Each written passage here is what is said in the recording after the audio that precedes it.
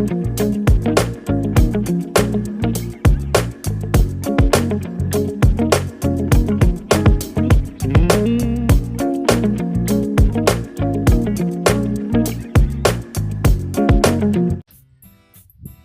morning, family. This is Linda, and I hope you're having a beautiful, beautiful weekend. Yep, this purple kohlrabi will be coming in very soon, family. Very soon. Yeah, because she's looking good. Is she looking like something I want to put on the grill, right? But listen, family, I stopped in today because I wanted to just share some thoughts with you all. And I hope to see you all on my Sunday Night Live, where I will be talking more about Big Farmer and growing big vegetables and fruits. Yeah, family. Big vegetables and fruits. And why we gravitate to these big vegetables and fruits. Yeah. There is a reason behind it. We'll talk about it on Sunday Night Live. Just my time here on YouTube, family, I have seen many of us compare our vegetables that we grow in our garden to the vegetables in the stores. And if our vegetables look different from the vegetables in the stores, we don't like our vegetables. No, we don't like it, which is absolutely crazy to me. But it is true. It is true. You know, Big Farmer, they have really done a real good job on us for many years. They want us to believe that bigger is better. That bigger is better. So we go in the stores and we look at fruits and vegetables and we want the big one. We want the big one. The biggest ones we can find. Those are the ones that we want. Those are the ones that we buy. We buy these gigantic bell peppers and these huge carrots look like baseball bats. We feel that bigger is better. But when it comes to fruits and vegetables, let me ask you all, the ones that grows organically, but we are lacking the knowledge. And if you don't believe me, please, I want you to research this for yourself, that these bigger vegetables are not better. They are not better for us. They are not better for the human body. It's full of chemicals and man-made products. Which you're going to find yourself sick and having all kinds of problems. And you wonder, wait a minute, what did I eat? What did I do? I work out every day. I watch what I eat. But you're going in the store getting these big vegetables thinking that, and fruits, and thinking that they are better, but they are not. And this is why the backyard gardener is so important. Not only in years to past, because see, we cannot do anything about yesterday. Yesterday is gone, baby. We cannot do anything about yesterday. No. But we do have some control of right now. Right now, right? Knowing and getting information and researching the foods that you buy in the stores and know that they are not good for your body. And this is why dropping a seed, family, is going to get you to where you want to go. You're going to be able to harvest your food at its ripeness, right? Many of the foods and the vegetables in the stores, they are harvested sometimes a month before they are ready to be harvested, because they will be shipped to wherever you are. And not only that, they have so many preservatives on them. They have, even a lot of them go through radiation to kill bugs if it's coming from another country. Okay? There is radiation sprayed up on these vegetables and fruits. Now, if you are in a very cold zone and you cannot grow outside because of the weather, that's the milkweed I'm gonna drop. Right?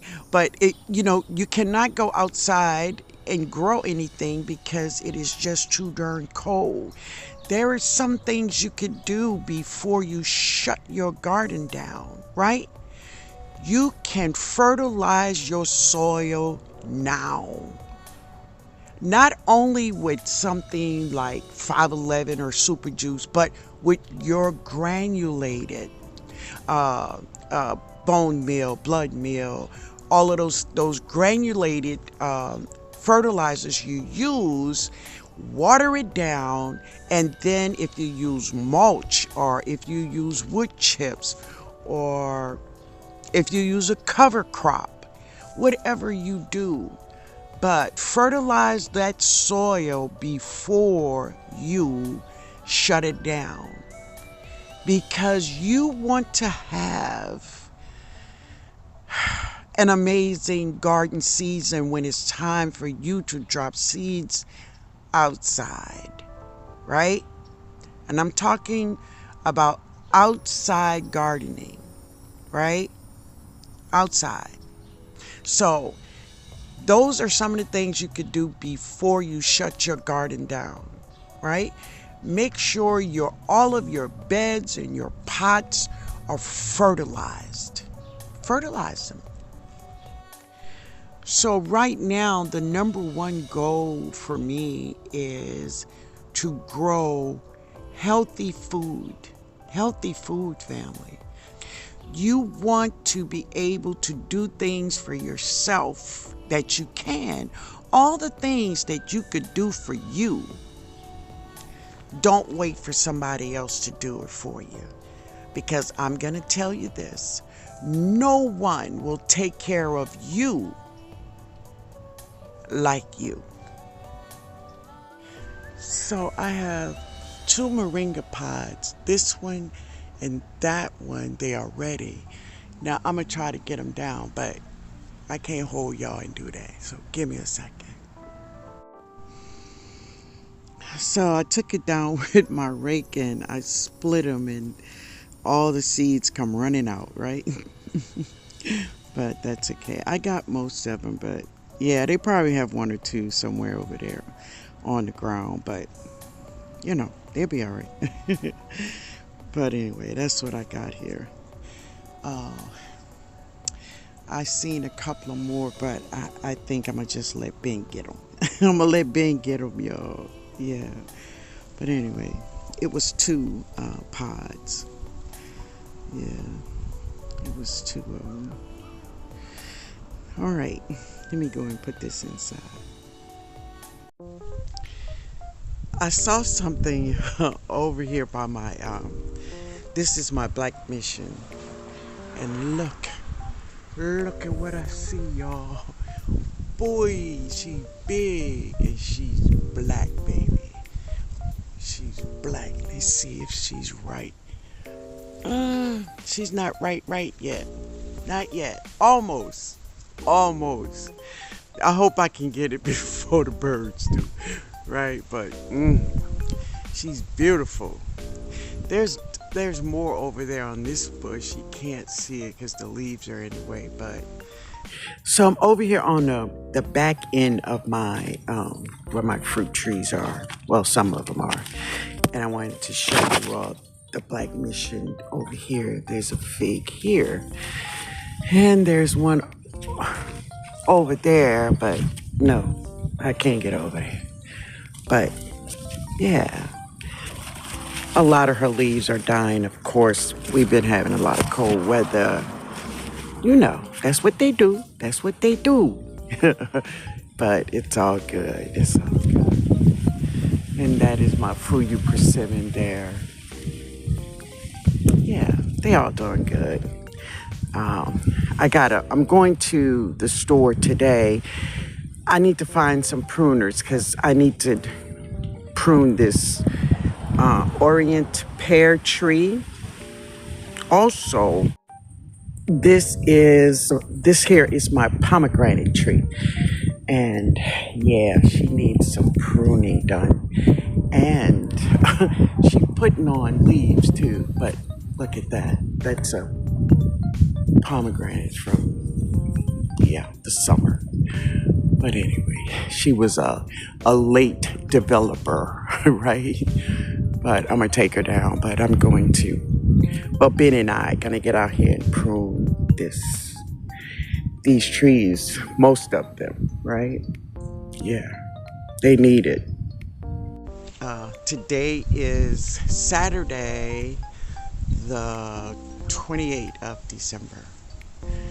And Black Mission, the Black Mission. A black girl, yeah. So there's my new blossom. Even in this ugly weather on Christmas morning. Well, she been here a minute. I didn't see her though, but there she is. Let me walk around and see if I see more.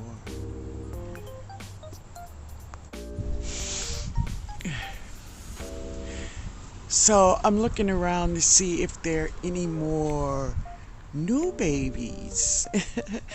See if there are any new babies. Wait a minute, I thought I had a rack right here somewhere. Oh, it's in the other part. Okay. It's in here. There it is, right there. What the hell? Oh, it was a bird. Okay, there's a rack right there. So when you see the new blossoms, they called it a flag. It's called a flag leaf. I've heard some people say it's a flag leaf, but it looks like maybe one is coming right there. You see it right there? But I don't know. That's already one. That's the one I was looking for. There it is right there. Yeah. All right. And Ben took all the blossoms off, but there's another one that he forgot to take it off. So the blossom is off of those, so that's cool. But I was looking for new blossoms since I've seen that one. I'm gonna show you the one he forgot to take off. I gotta watch my step. All right. So here's a blossom right here he forgot to take off. But that's all the new ones so far. But as you can see, they are still blooming in December. And that is nothing unusual for plantains and bananas. So cool, y'all. So these are the seeds of the 4 o'clocks. These are 4 o'clock flowers. So these are some seeds from it. And the seeds, what they do is they just set on the top like that. See that? And when they are black, when they are black, they are ready to harvest. And really, they'll just roll out and regrow. That's what they do. So this is the way they look before they turn black, like that green one. And then that's the way they look when they are ready. Like that one, it's ready. So I'm gonna get this one. We'll just get a handful of them. And I'm gonna go back there by that weeping willow stump and I'm gonna drop these seeds. Here we go. So I'm just gonna drop them back here. No big deal, y'all, just drop them. Because when they reseed themselves, that's exactly what they do. They just drop. Let's go get this fig. Yeah. All right. I pulled it off, and this is the Black Mission. It was cracking, so we're going to open it up. Let me see. So right now I'm thinking it's maybe after 5 in the evening. So when I first came out to test her, it was in the morning. So this is a Black Mission. Y'all see that belly button? Let's crack her open. This is what she looked like when Dove cries. Yeah. Y'all ready? Let's taste this baby. Let's taste this baby. Mm. Y'all, listen. It's wet. It's juicy. It's sweet. Oh my. Come on, black girl. Black girl. Oh, it's so good. Usually, the second crops of my figs are not as good as the first crop. But this Black Mission is delicious. Baby, she tastes like a first crop. All right, y'all. She gone. Jada and I pulled out to go to the store, and this is what we saw. Now, I don't know the name of these ducks or birds, whatever they are, but they are definitely related to the herons, right? But it was beautiful, and they were just all over eating.